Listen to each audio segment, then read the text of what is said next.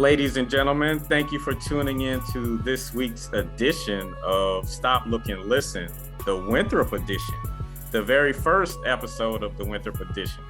And in order to kick this new show off, it was only right to have the person that broke down the barriers, the person that integrated Winthrop College. We have Reverend Dr. Cynthia Plair Roddey. How you doing, Dr. Roddey? Very good, thank you. Like I said, it's a privilege, to have this time with you today. Myself and others that came after you, we're just indebted to the sacrifices you made. So this is truly an honor. Well, thank you for having me. And I'm indebted to you young people because you are an inspiration. When I look at that alumni page and see all the wonderful things that you're doing, things that probably back in the 50s, I would not have dreamed of doing. I am just in awe. I'm appreciative of all the hard work that all of you do and inspired. Well, you crawled so we could run. So well, I think of myself as a doorstop. Mm-hmm. I opened the door and held it open for you to come through. And luckily you keep coming through, so we haven't gotten it closed. The door Right. is still open. I mean, like I said, you held the door open for us, and hopefully we're knocking it down. And I just think you are. Yes, and continuing to excel on Winthrop's campus and beyond. So, Dr. Roddey, you grew up in Rock Hill, South Carolina. Just talk about your childhood, memorable experiences, your life in grade school at Biddleville Elementary. Just give us a quick snapshot. I was born in 1940. As you know, this is right during the Second World War. I lived in a section of Rock Hill, which was called Brookland, but we kind of shortened it to Brooklyn. Mm-hmm. It was known as, and it was a very diverse and self-contained community. Mrs. Josephine Anderson and I did some research for the new water tower that you see now over there on Main Street. And I even learned that community had a hospital back in the day. It had funeral homes, it had restaurants, it had grocery stores. It was really a self-contained village. And I did grow up in the village. You were everyone's child. You were taught by them, nurtured by them, encouraged by them. And it was a wonderful place to live. And I think at that time, we did not realize that we were P.O. because we were so enriched. There was a Friendship College there. So we were exposed to dance classes, music, poetry, Mount Olive Church, New Mount Zion, which is not actually in our community, but had members who went there who gave us etiquette classes, classes in speaking, dress, how to be ladies. I had a wonderful growing up. I think the exposure was so important. We didn't have an escalator in Rock Hill, but when I took that standardized test the first time, I knew what an escalator was. Mm-hmm. So having as Ms. Clark, one of our teachers at West End Elementary School would have said, a background of reference. You don't have to be there and actually have it, but if you know about it, I think that's one of the reasons I grew up and became a librarian, because I really don't have to know anything. All I have to know is how to find it. And of course, the other part of that is being able to apply what you know to your situation. I was very fortunate. I kind of left home at 18 months. My mother had another son, my younger brother. And so I was kind of farmed out to my aunts and uncles.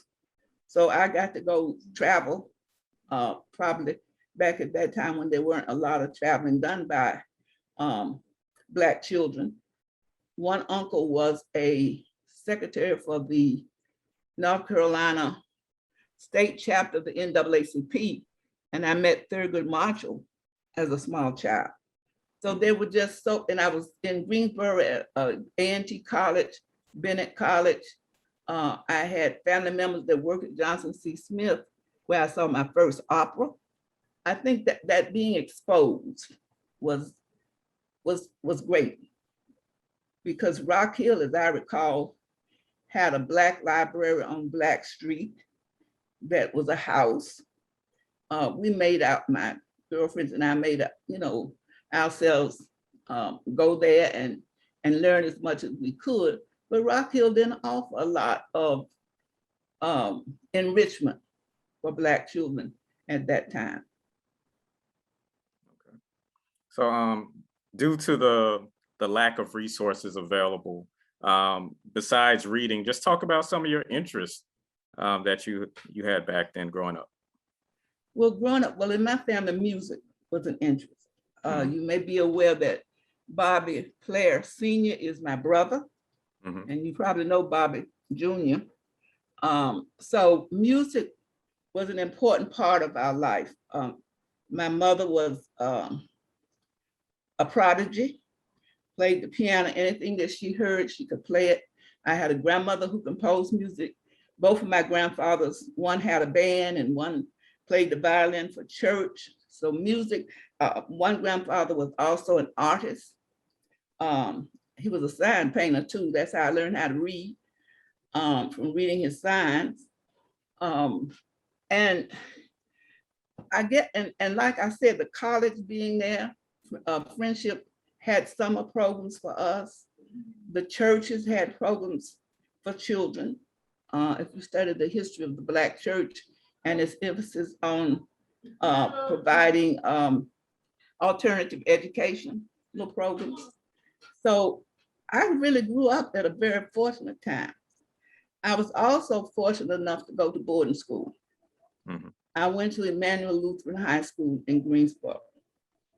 And that was after having graduated from West End Elementary School, where most of those teachers had gone to academies and private schools. So they saw that we learned above the required curriculum. They exposed us to Shakespearean calculus, things that were not in the curriculum.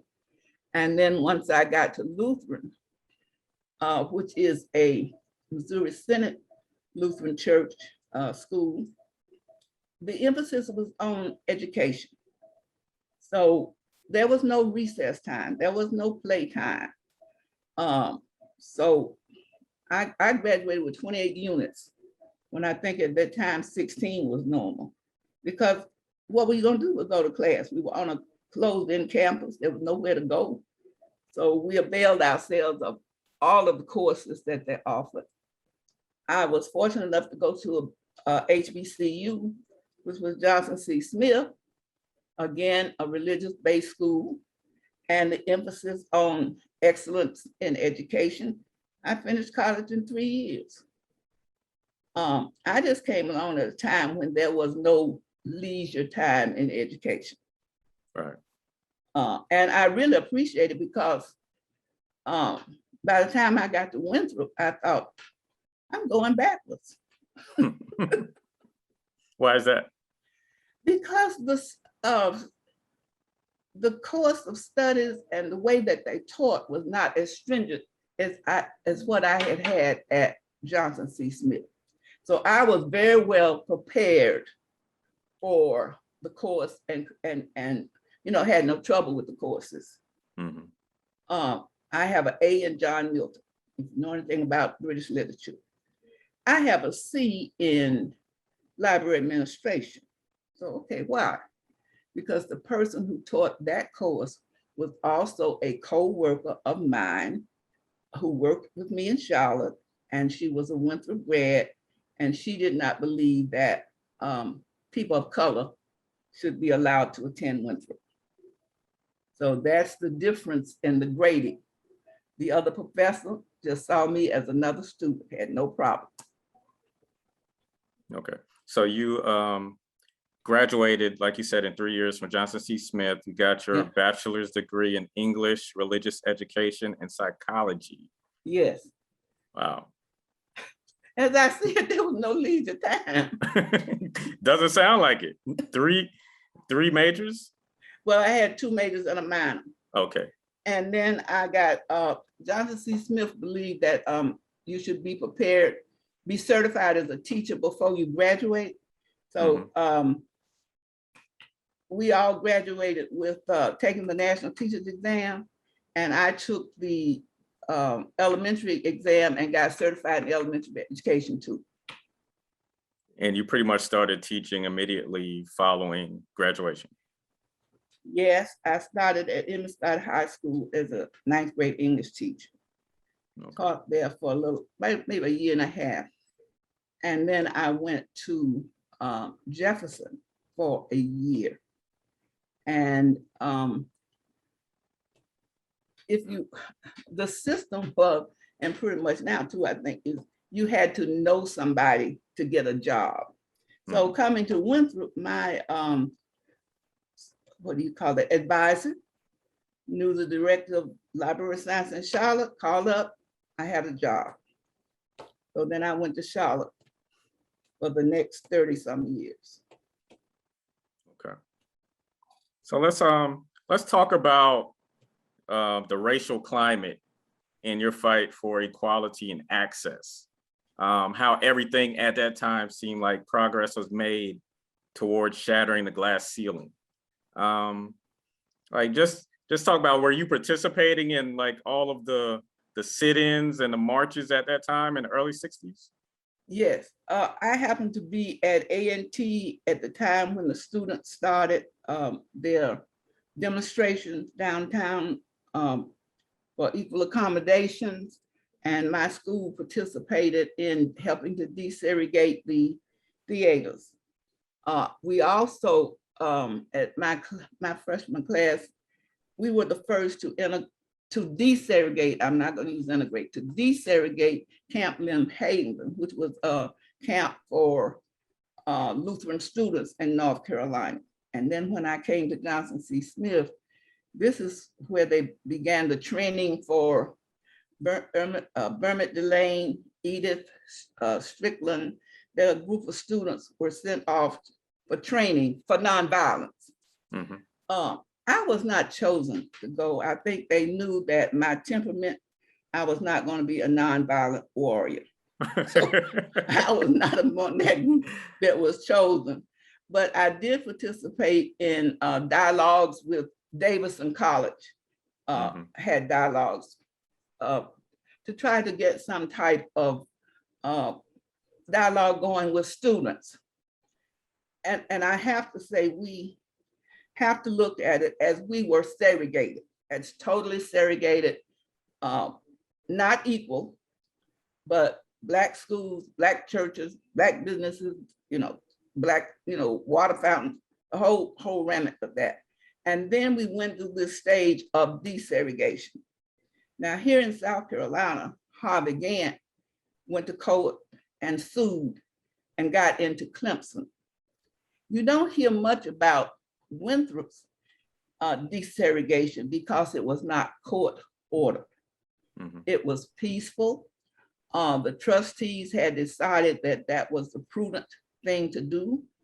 It was an all-women's college, and they did not want the demonstrations that you saw and the violence that you saw on other campuses. And so it was desegregated peacefully. And if you look at the history books, and that's one of the things I've been trying to get somebody to take up as a project, write about the first 4 Black women that went to Winthrop. I don't think there's been a book on us. And we aren't mentioned much in anything that I've seen, even with Senator Clyburn, when they did the South Carolina history book, and I saw it, they mentioned Harvey Gantt and the people who went to University of South Carolina, but nothing is in there about Winthrop. Okay, so yourself, Dolores Johnson Hurt, Arnetta Gladden Mackey and Sue Francis Meriwether Steed. Yes. First for people of color to attend Winthrop College? Yes. I was the first enrollee, I believe. The other three were, Mary Sue was a transfer student. The other two, Dolores and Arnetta, were freshmen. Mm-hmm. So the three of them were undergraduates, and I was the first graduate student. Mary Sue Meriwether Steed is the first African-American graduate. Okay. I'm the second, but I'm the first African-American graduate student to graduate. Mm-hmm. So you enrolled at Winthrop in 1964 and graduated in 1967 with a Master's of Arts in Teaching in Library Science. And English, a double master's. Okay. So why did you choose Winthrop? Or did Winthrop choose you? I guess Winthrop chose me. I was working at Interscott. Back then, they didn't have maternity leave. One of my co-workers, her name will come to me in a minute, we're talking about, grad school, am I going on and getting a master's degree? And I said, well, I want to become a librarian. I have 12 hours. I need 18 for certification. And Benedict offered 6. They weren't graduate hours. The next closest school would have been in Atlanta. I had 2 babies in diapers. That wasn't going to work. And while we were talking, she said, well, you know what? There's a group of teachers who are applying to Winthrop. Why don't you apply? I said, well, okay. And I did. And much to my dismay, I was the only one admitted. And I don't have, well, I wish I had started this years ago, but I think we should have done a psychological study on the impact of those first students. One among thousands of students. There were some psychological impact. We were isolated. I think if you talk to Dolores, she stayed on campus. They talk about the isolation. They had separate bathrooms. They were not integrated. The school desegregated, but it did not integrate. Right. I did not know anybody in my graduate classes. Nobody talked to me. The people I talked to were my classmates who were employed at Winthrop that I knew, or people in the community that I knew. I became friends with faculty members, but not students. So for 25 years, I did not set my foot on Winthrop's campus after my graduation. Mm-hmm. I only went then because I was asked to be part of the first Black Advisory Council that they had, and they planned a reunion. And of course, again, I was the only one in my class. Right. I didn't have any classmates. The next time I decided to go back, it was my 45th class reunion. And I thought, well, I'm getting a little feeble. I better go where I can go. Excuse me. And I still didn't know anybody. Mm-hmm. But I was kind of adopted by the undergraduate class that year. So I felt good going back for the 50th. And I'm wearing the medallion that they give you, right, for your 50th anniversary. And I proudly have on my shirt about the scholarship. But being the only one in a crowd of thousands, you are invisible. They thought I was the maid when they were seeing me on campus. They had no idea who I was. Can you imagine that for 3 years? So talk about the psychological impact. Did it set you back socially, like as far as adjusting to life in the real world, like outside of your friends and family within the Rock Hill community? Well, fortunately for me, I had a job and I was commuting to Charlotte back and forth. I had 2 babies in diapers. I was married, so I had a family life. I played for church. I was a member of sorority, and I was active in other community activities. But my attitude about Winthrop, I did not go to Winthrop's homecoming. You know, I wasn't in the honor societies. I didn't participate on the choir. I love to sing, you know. So there was this disconnect. I was in the classroom. I was performing, but there was not the camaraderie, not the connection of this is my school. And so it has only been in the past, I would say 10 years or so, that I have started to feel like, well, okay, maybe Winthrop, I can, proudly say that I went to Winthrop. And it has been because of people like Isaac Banning and some of the other alumni who I know personally here in the city, and talked to Brian, who the person who's the president of the Alumni Association now. Byron. Yeah, Byron. Also some of my sorors, because I was advisor to the Xi Beta chapter. Right. But I did not have a connection to Winthrop. If you say Johnson C. Smith, let's go to homecoming, I'm gone. Because that's homecoming for me. Right. And I don't think I've been to a homecoming at Winthrop yet. I might try to go this fall. Yeah, I mean, it's in November. I'm not sure. Are they going to have it this year? I don't know. They had it last year. They had some activities around that time. Also, when I went back for that 25th anniversary, there were other Black students there who, this was their first time coming back on campus. Right. So even though they were on campus and they may be, 10 people in their dorm who were of color, they still didn't make a connection to Winthrop. So I think Winthrop probably is doing a great job now of involving the Black students so that they feel a part of the campus. Mm-hmm.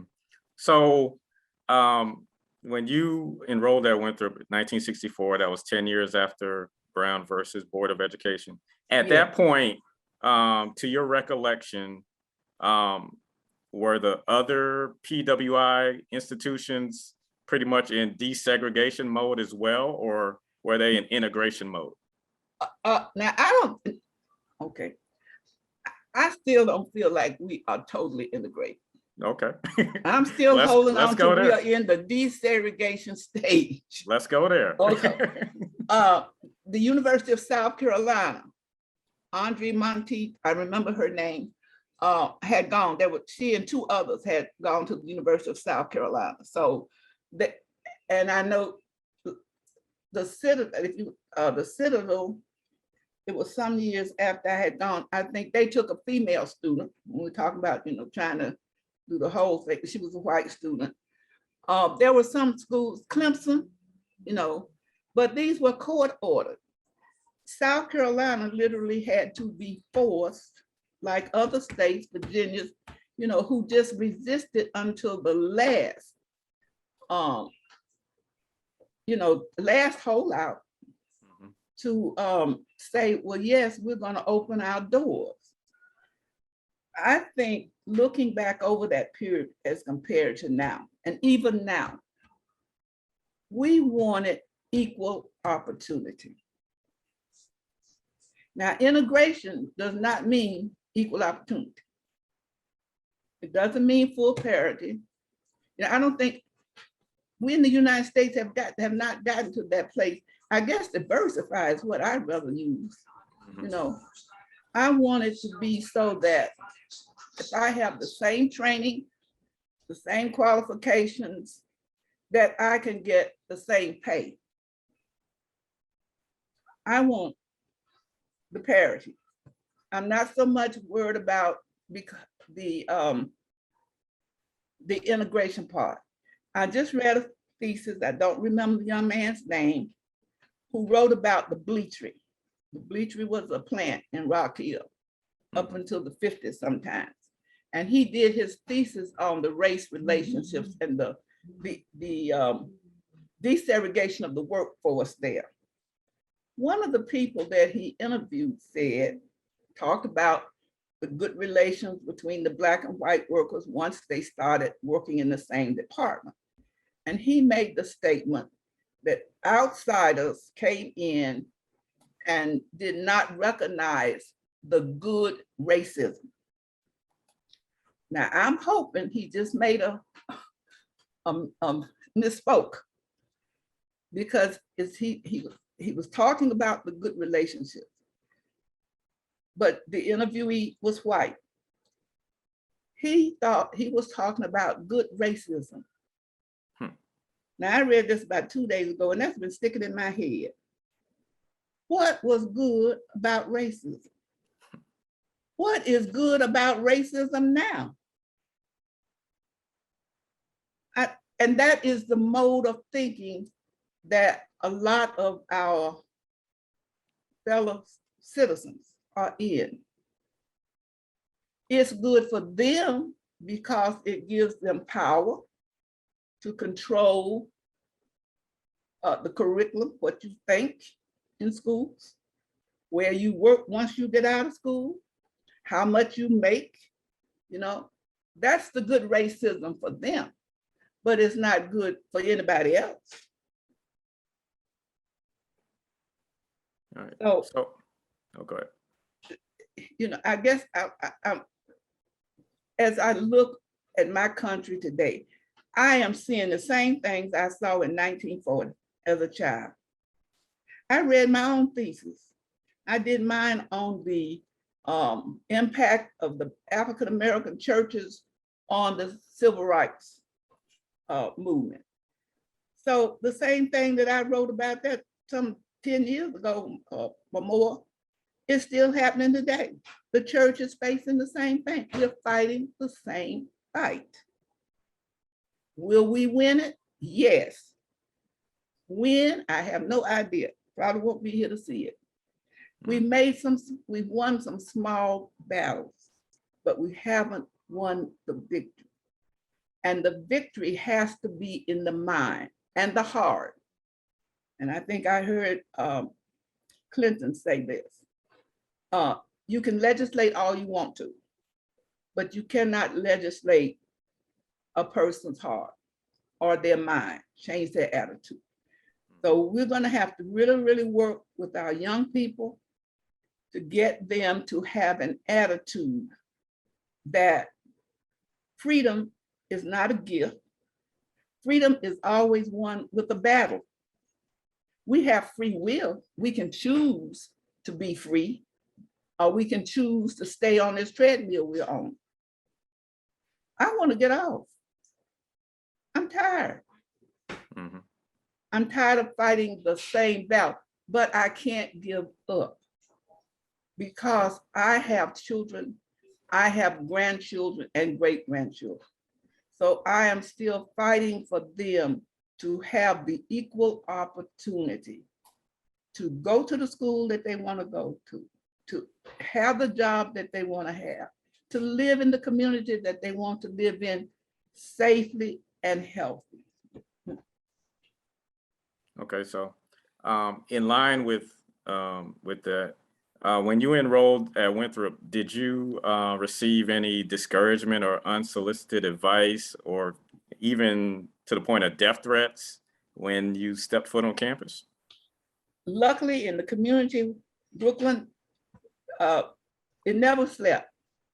So a group of 2 men, as I remember, and 2, I know, Mr. Brown Eggers, Mr. Beatty Patton, came to my house with rifles and told me to go to school, learn all I could, and don't worry about home.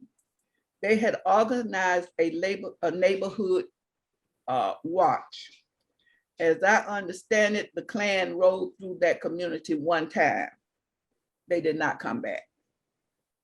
I was so appreciative of the fact that my neighbors would watch out for me when I'm sleeping, because my house was right on the corner of Main and West Black Street there, very open.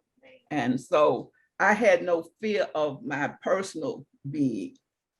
I didn't, receive any overt threats as such, but it was the little nuances, little things, looks, kind of things you get now when you go in a store Right. that we're familiar with. But I felt very safe because of my neighborhood watch. Mhm.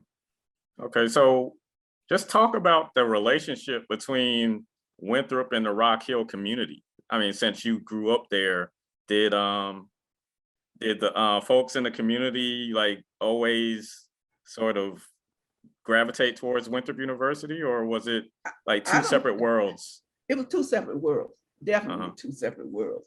But there were a lot of people in the neighborhood who worked there, in the kitchens and in cleaning up the dormitories and on the grounds.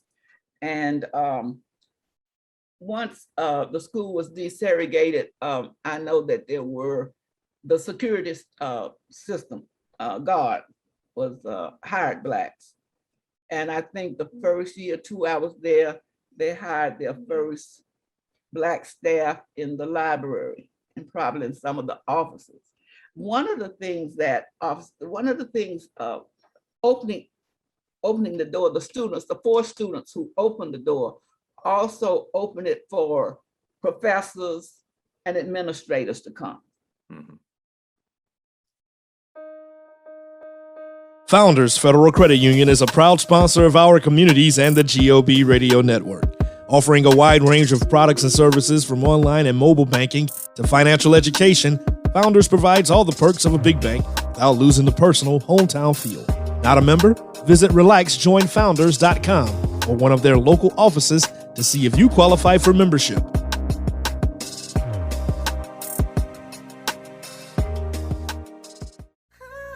Dr. Todd McLean provides periodontal and dental implant services in 2 convenient locations. They offer over a decade of experience treating patients, and appointments can even be scheduled in the evenings, weekends, or early mornings. Give them a call in Chapel Hill at 919-537-9774 or in Durham at 919-484-8338 or visit them online at gumsandimplants.org. With the other 3 students that desegregated Winthrop, did you cross paths with them at all? Did you get to meet them and lean on each other while, students on campus? Unfortunately, I did not know them. I only met them at the 25th anniversary for the first time in person.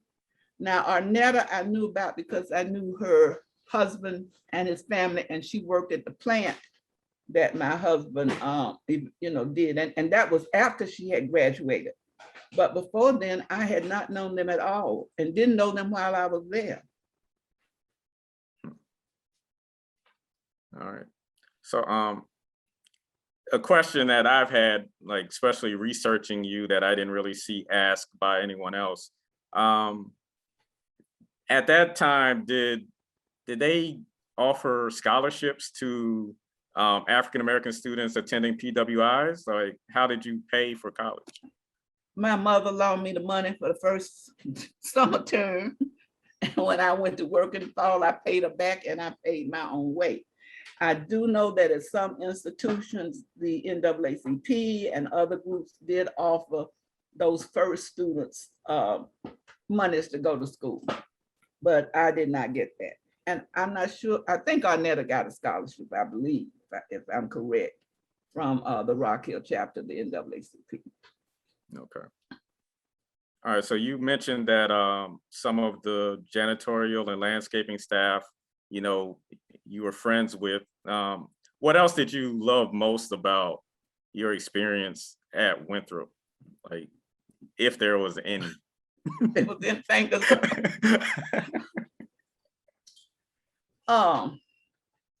looking back on it, I think the fact that the administration made a point that they did not want that first student to fail. Okay. And they did everything possible to make sure that I was safe and that I got my degree. They did everything they could, followed me every step of the way. I don't think probably other students weren't getting the same attention that I was to make sure that I was staying on track and staying on course. And of course, I appreciate my advisor getting me the job. Mhm. It was the good old Winthrop Girl Network, and I appreciate that. Now, when I go back, when I was on campus, it was so dark. If you had to walk from the little chapel and there was a building over there to class to come back up by the auditorium, you know, it was so dark and at night. But now when I go on campus, it's a beautiful campus. I think they've done a wonderful job. I like the waterfalls and the lights, and there's such a friendly atmosphere when you go on there. The rockers, the rocking chairs. Yep. Yeah, it was not like, you know, with the police and tell me, hey, girl, you know, you're not supposed to park here, you know. So it's a whole different atmosphere. And I think that's one of the reasons that they've been able to have such a high retention rate at Winthrop. I think it's one of the highest in the South Carolina University network. Is the fact that it has been welcoming. It has tried to have programs that are diverse. I still say we're not integrated yet. That might be an argument for another program, but you know, we did have a Black applicant for presidency the last time, so maybe I'll get to see that yet for the president of the college. Well, then let's talk about the legacy you've left behind and looking at Winthrop University today. Like, we have the Roddey McMillan newspaper that's named after you. Yes. There's a scholarship named after yourself and the other three students that desegregated Winthrop. And then a few years ago, you was honored as a 2019 Freedom Walkway Local Heroes recipient. Just talk about where Winthrop stands today, and do you feel like the diversity has been proof positive of the legacy you left behind? I'm very honored and humble because I know of at least 10 people who were applying at the same time that I applied. And if I had to pick one, I would not have picked me as the one. I think they were much smarter than I was. They had more experience as a classroom teacher, and they were going into graduate program. But on paper, I looked good. I really did. The test scores and honor societies and all the stuff I was in. And thankfully it translated into me getting good grades once I got there, but I would not have been the one that I would have chosen for the first one. And I think my sorority also has a scholarship for me, for which I'm very proud of.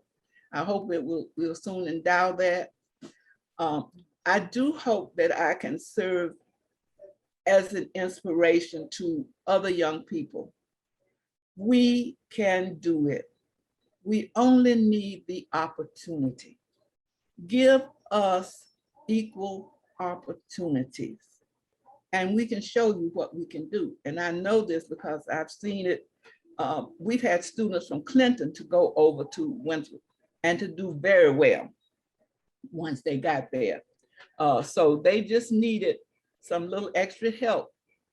Also, the finance. Clinton College tuition is very reasonable. So if you can go there for 2 years or go to York Tech 2 years and transfer into Winthrop. I'm looking forward to the day that perhaps my granddaughter will attend, my grandsons, my great-grandniece, and I got a great-grand. So I would look forward to going to their graduation. If I have one regret, it is I did not go to my graduation ceremony. Mm-hmm. I think my mother would have been very proud. I know my husband would have, because he was such a supporter. And all of my family members who took care of my children so I could go to class. But by the time I finished that oral exam on that Saturday morning, I had that little Volkswagen packed and we went on vacation. I was through with Winthrop. Yeah, you was mentally exhausted, I'm sure. I was mentally exhausted. I was physically exhausted. And then two, just like Miss Bowles with the Olympics, the Olympic star, having to be the epitome of Black pride. You had to do everything right, say everything right, dress right, talk right, walk right. That was quite a pressure, being the first. I don't think people realize we have, I guess, the expectation is so high. Right. And you don't want to fail. You don't want to disappoint. So we put an extra pressure on ourselves to do well. I'm at the age now where I can look back and say, well done. Exactly. I think I did well. I survived. Yes, you did. I So survived. it's never too late to walk across that stage, We need to make that happen. Well, I guess I can cross there. We need to change that. But that was my own. That's the only regret I have, is that I did not participate in the commencement exercise, because I went to my sons at UNCC, and he was, valedictorian class and did the speech, and I felt so proud, as a mother. And if I could have given my mother that, it would have been so nice. She would have been so happy and so proud, because she worked so hard and she encouraged me so much. She was a teacher, and my aunts, they were all teachers. So my husband, that would have been, he sacrificed a lot. We did, to pay that tuition, and for me to go. And even my community, the people in my community, I know they were proud that I represented Brooklyn. And I wish that's the only regret I have. Okay. Well, like I said, we need to work on making that happen. Well, we'll see. So now let's talk about life after Winthrop. So you taught for over 50 years throughout the Charlotte metropolitan area, including Clinton Junior College in Rock Hill. Did you take a little bit from your mom and your aunts and other mentors in the classroom?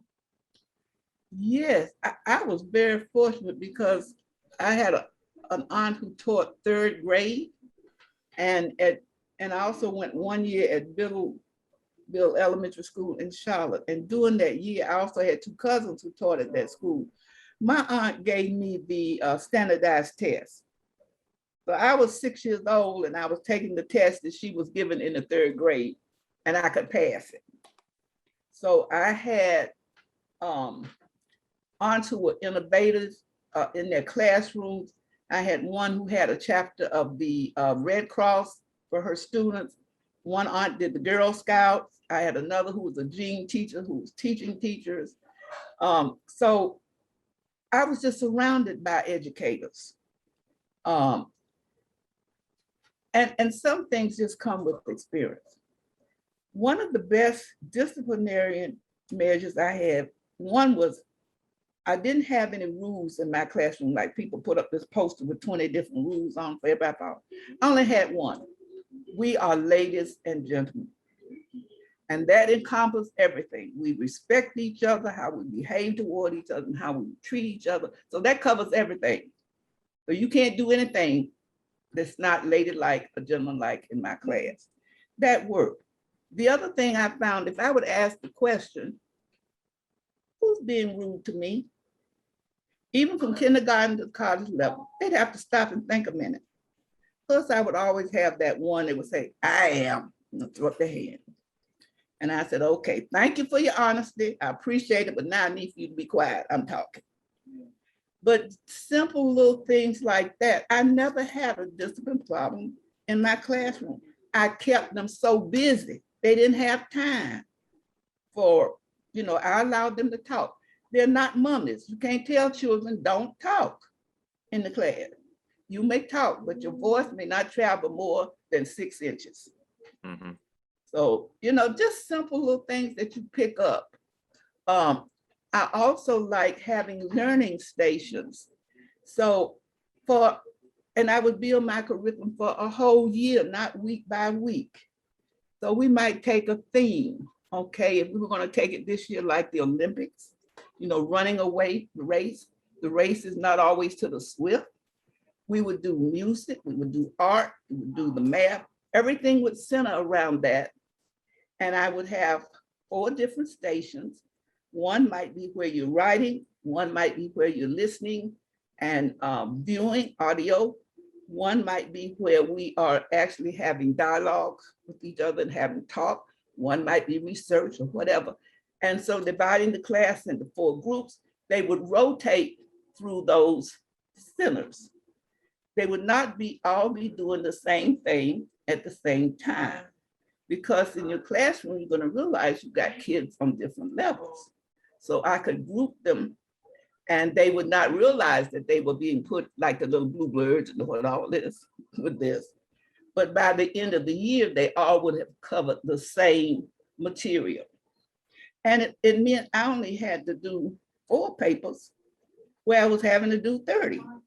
Because as a group assignment, each one had a task. And so it was graded as a group. So it saved on me as well as the students. Okay. So you also taught a summer course at Winthrop University. Have they ever reached out to you like for any administrative or leadership positions on campus? Since it seems like you're highly qualified. Well, I have been back on campus for a number of seminars and symposium, but not, as a paying job. I taught that summer, and after that summer, I thought no more at Winthrop. The students were more concerned about a grade than about learning. And this was a graduate course because everybody figured like, you have to have an average, a B average, and they all want A's. At that particular time, and that's just a general statement, that just may have been the class I happen to end up with, they were more concerned about what is my grade going to be than what I am learning. Because we all think A's are great, but the average grade is a C. Most students are C students, but you can give them, I teach above the level, so my C students would be making B's. I always aimed higher, pull them up. You find them where they are, but when they leave you, they're going to be a grade higher. And that discouraged me from coming back to Winthrop to try to teach.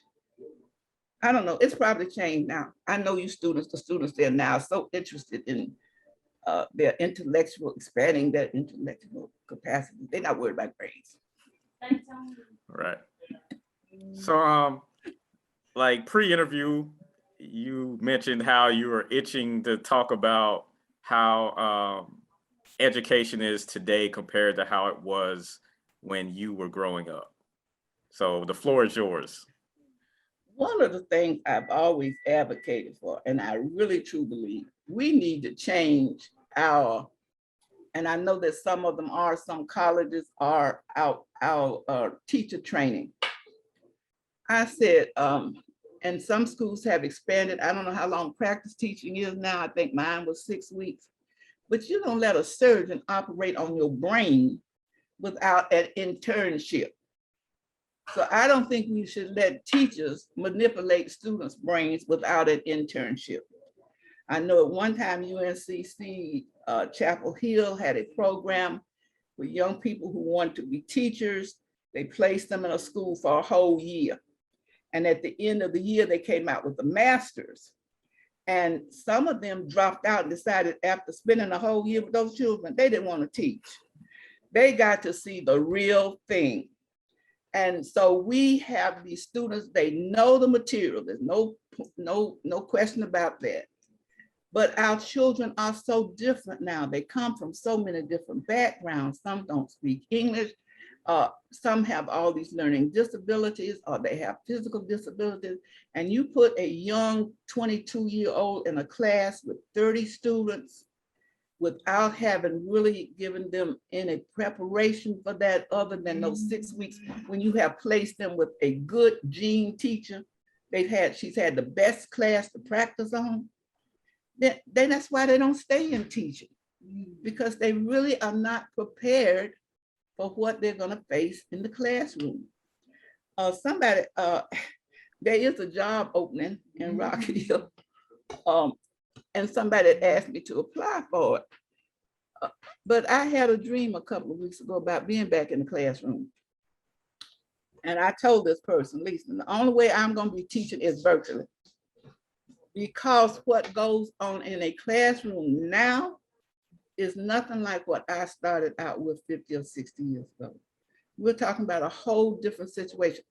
This virtual learning situation, if you were a diligent parent, you sat there with your child in those classes.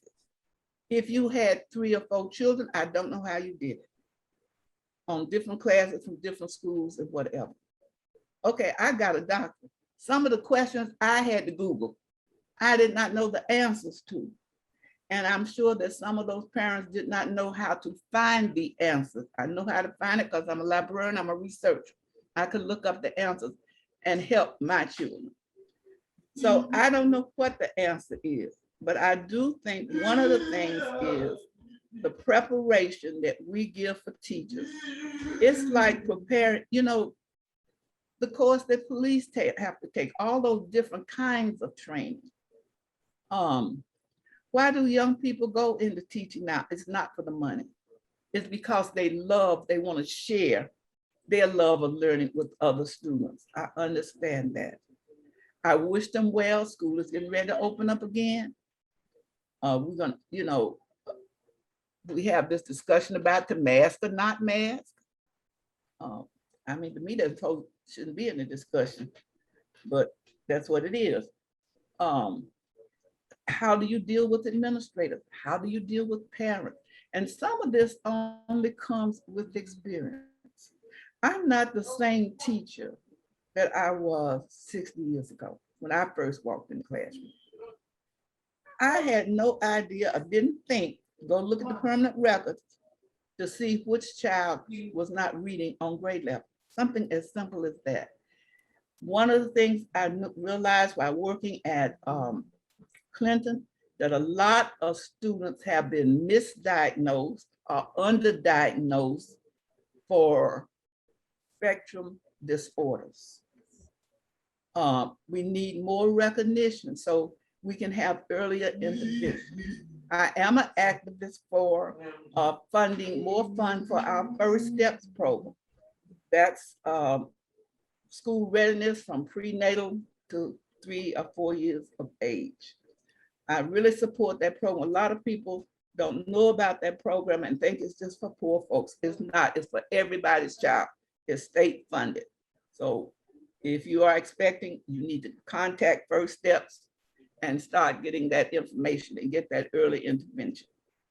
I don't have all the answers, but I know if I were superintendent of education in South Carolina, that I would definitely work with the universities to see if we could not come up with some universal standards. We have lowered the standards. When I first started teaching at Clinton, 25-page research paper, that's not really a long research paper. But by the time I left, some people just wanted to give me 1 page with their name on it. We keep dumbing down. We need to have higher expectations. Look at climate change. Look at all this stuff that's going on. So we have to be able to have the knowledge so we can solve these problems. They are solvable. Somebody has the answer out there. But if we keep discouraging people to grow intellectually, I always think about a raisin in the sun. It didn't start out that small. Your brain is a muscle. If you don't use it, it's going to drop and look like a raisin. So I try to encourage people to, and there's so many different ways of learning now. You have, everything is that, all I have to ask a question, Google, how do I do so-and-so? And it tells me. So we have no excuse for not succeeding. for not doing well. I encourage any young person, and you don't have to go to college all the time, but you ought to have a trade. You ought to be able to do something with your hands. You ought to be able to think creatively, come up with some. There was one woman who came up with a jacket for her special needs child. Let's use these brain cells we have.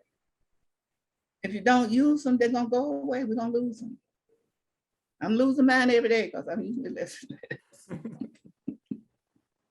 So I'm curious, do you have an opinion on like our history being taught in schools and the politics that's tied to education? Okay, they're talking about that the history thing, critical, whatever that is taught in law school. It's on my CRT, critical race theory? Yeah, the critical race theory. Okay. My opinion is if we taught critical thinking, we wouldn't have to worry about that. We have gotten the children to think critically. What is the problem? They analyze it, they synthesize it, they come up with a solution. So we have to teach out, and it is a process. Somehow or another, little children are born thinking. They're really smart. They can manipulate you. If you have a small child who's 1 or 2 years old, they get what they want. Okay, you don't have to worry about it. They know how to think. But we need to encourage that and show them how to think critically, to use those same things when they're down in the floor having a tantrum. How else can they use that energy to solve the problem? And far as our history is every day. Do not wait till February and pull it out. Now, I get a lot of speaking engagements in February, but I'm Black all year long. They don't have to wait February to call me up and say, Dr. Roddey, would you come and give us a talk on something? I think we need to use it every day. As a child, I got books for Christmas, not toys. And one of those books I got was a history book. I remember that because it was not taught in public schools, but the parents in my neighborhood made their children aware. And we were with people who had actually done history, made history. There was Dr. Godlock, the president of Friendship College, Reverend Rooker, Reverend Ivory, NAACP. So we were living with these people and they were living history. And Rock Hill has a lot of people who have made history. Right now, I've been doing a research on a project on the first Black golfers in Rock Hill. So that was quite interesting. And one of the names that came up was one of my classmates. I had no idea when I was researching. So it was nice to get to talk to him and to get an update on that, on something like golf. That Freedom Wall, I think, is excellent. I don't know how many people have taken their children down there to see it, downtown to see it. So we've got to keep it alive. There's that Black History Business up on the corner, up there on that Black and Dave Lau. A lot of people don't know the history of what went on and what happened to us under the guise of urban redevelopment. And I think people need to look at the Rock Hill City plans for the next 25 to 50 years. They're online. You can read them for yourself to see what's going to happen to your community. Your program, I hope that it will reach young people. Young people who are in high school can tune in and listen to some of your other guests that you're going to have on. Yeah, the plan is for the show to continue to evolve and then also have a local feel to it. That's why I wanted to start the Winthrop edition. I also have a Raleigh-Durham, where I'm currently based. Okay. I'll have a Raleigh-Durham version of it coming soon as well. So the goal is to just continue to tell these stories, have people such as yourself that are living historical monuments have you on, and just share your wonderful journey.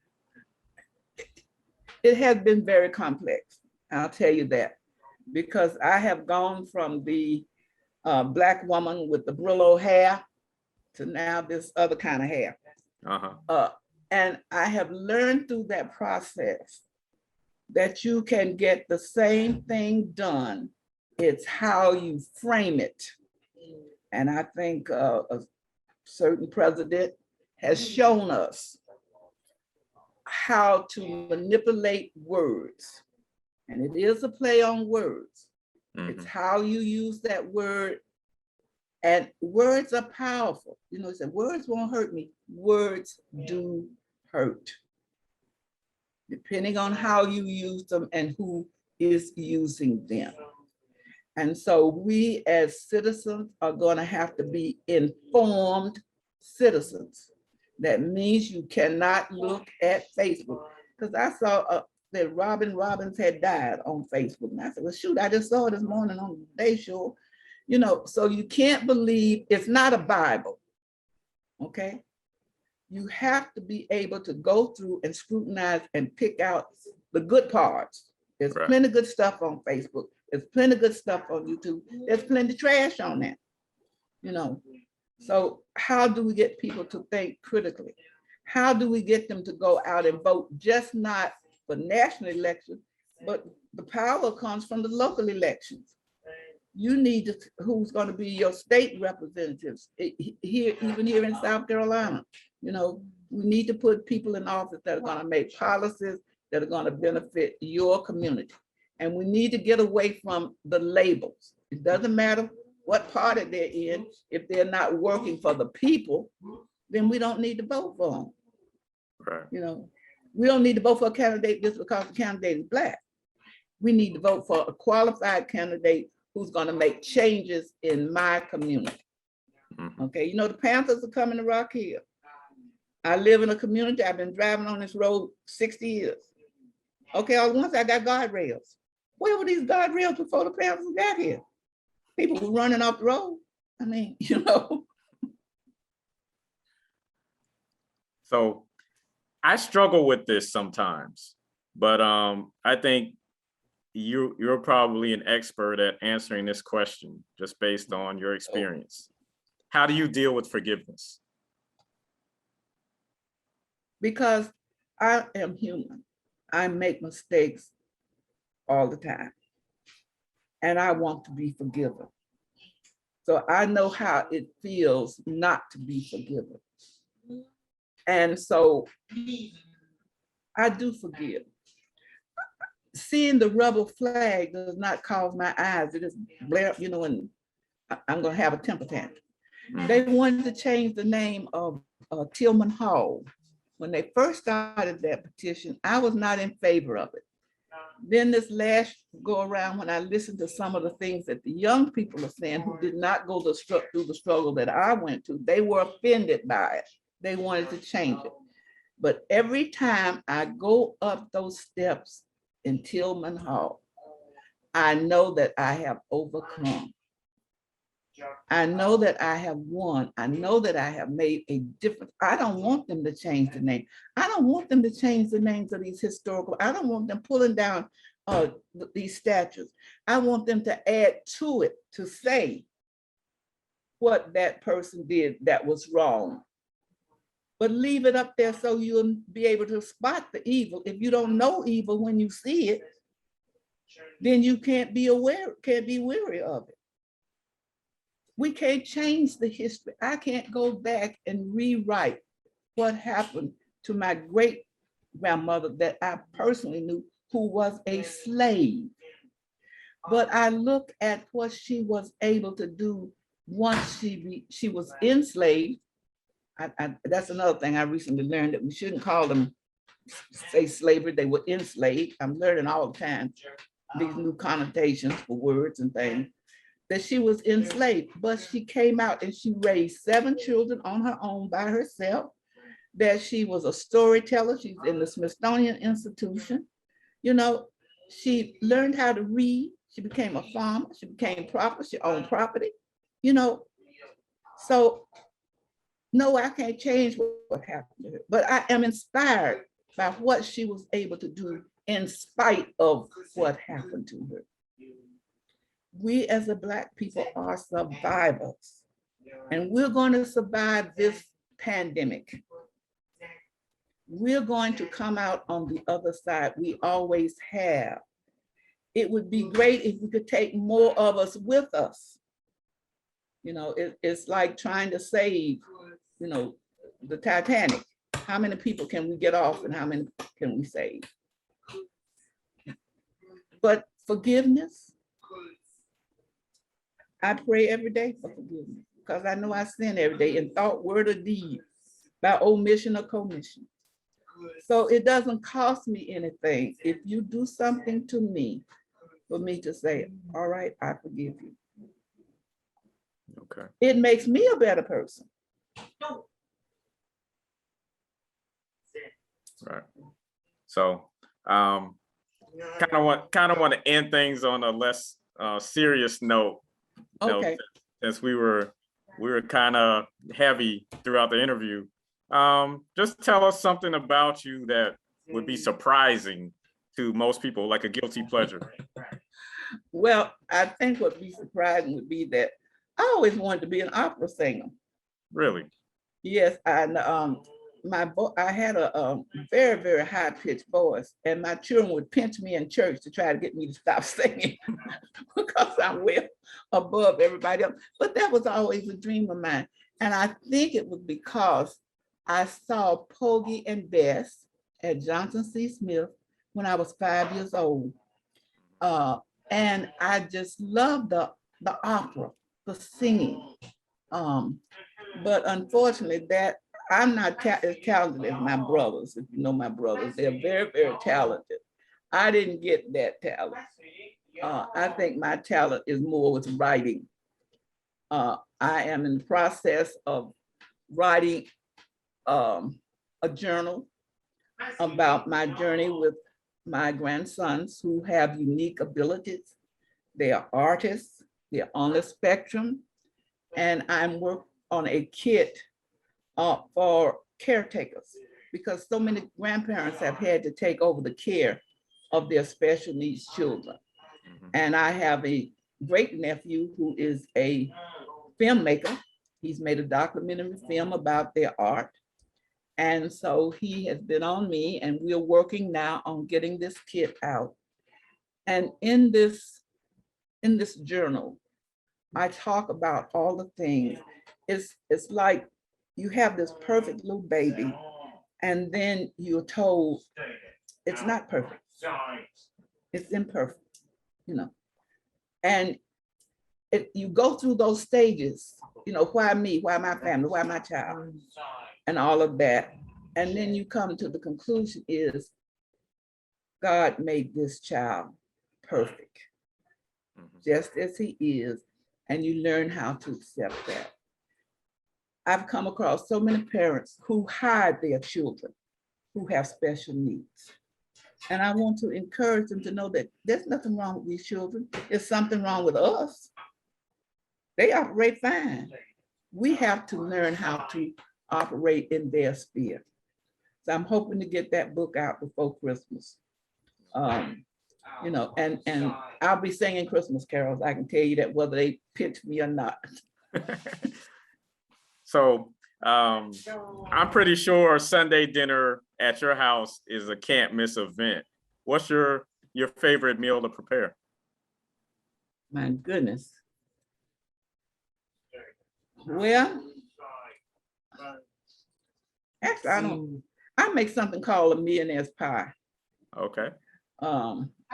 Which has 1 million calories in it, but it's a no bake pie. That's dessert. I'll bake chicken, collard greens, cornbread, some kind of peas, a salad. We usually have potato salad. I don't know. I live on a farm. And so for years, we didn't buy anything. My husband raised hogs and we had cows and there are chickens. My cousins has chickens up there, so we had fresh eggs, and he planted this huge garden and I canned all the time. And so we just pretty much ate from the land. And there was beets and onions and whatever we grew, peanuts, potatoes. So we farmed.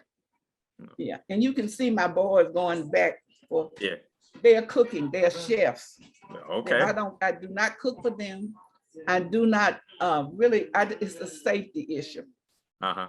Other than that, they're 14 years old. They're very, very independent. They wash for themselves, change their bed, all that kind of stuff. So I just monitor to make sure that they don't hurt themselves.